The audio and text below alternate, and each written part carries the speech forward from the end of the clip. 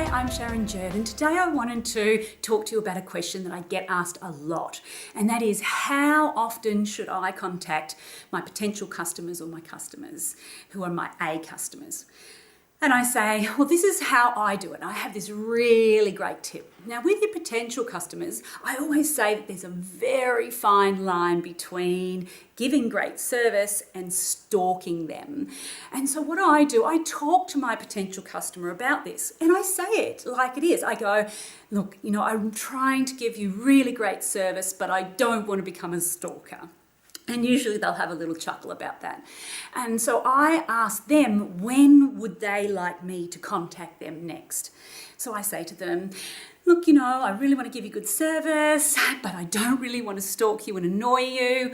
When would you like me to contact you next? Now, normally they'll say, contact me in a week, contact me in 3 months, it might be 3 years, it doesn't matter. But as long as you diarise that, set yourself in action for those dates, then when you call them back in a week's time, for instance, you can say, last week you asked me to give you a ring in a week's time, and here I am.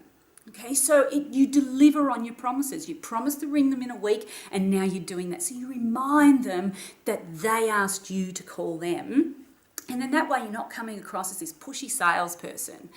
And people will admire that they're in control of your contact. If people aren't ready to buy and they say, contact me in 3 months' time, it doesn't matter how many calls you make in that 3 months, they're not going to buy from you. And the last thing you want to do is become a stalker and really annoy them. So, you can take people where you want them to go and move a little bit quicker, but what you do is work on their time frame, and then they won't feel that pushiness or that desperation of a salesperson. So that's what I do with my A customers that you've already got on your database. You should be contacting them as much as they need you to. So you at least 3 or 4 times a year in different circumstances. It might be email. It might be a phone call. It might be just a handwritten note to say hi. I don't like to leave the contact any more than 3 months because they tend to forget about you a little bit. So you want to be giving that good service. But if they need you, if you've got a new product release or a new service release and you want to tell them about it, that's a really good lead in to your telephone conversation with them.